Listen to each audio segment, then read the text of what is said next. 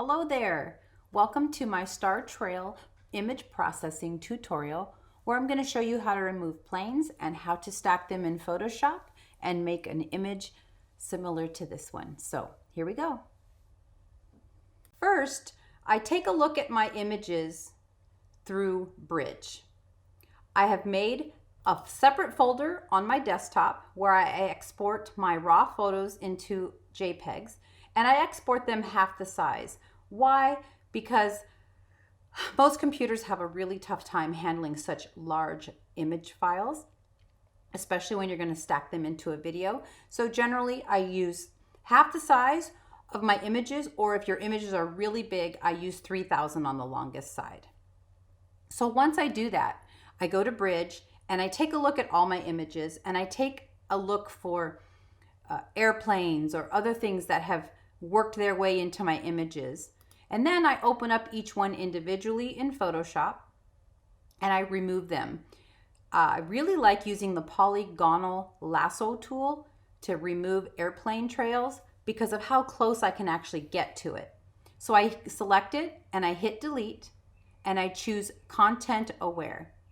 And it's really important that once you do that, you have all the options checked like I have here on the screen.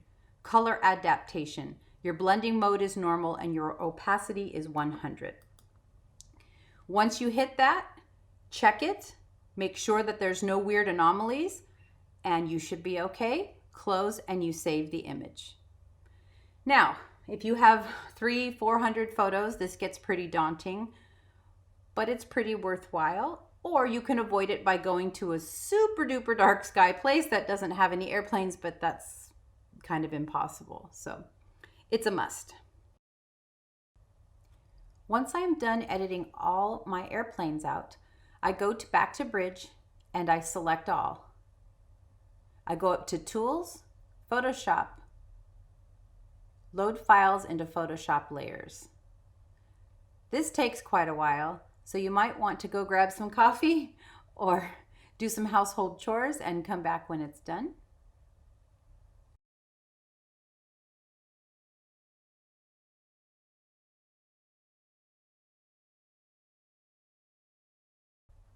Once all your layers have been lined up, you simply click the bottom or the top and then shift click at the other end to select all of the layers. Go to your blending mode, change it to lighten, and watch the magic happen. Boom, there it is. So now we can see that we have some extraneous light from car trails off to the right. I specifically didn't address that in my individual images, so I can show you how easy it is to fix. So what we do is we then take another frame that doesn't have any. Holding down the shift key, we drag and drop it onto the top of our star trail. Here's where it gets a little tricky. You're going to add a black mask. How do you do that? Hold down the Option key and click the mask tool right underneath your layers as shown in the video, and that will hide completely.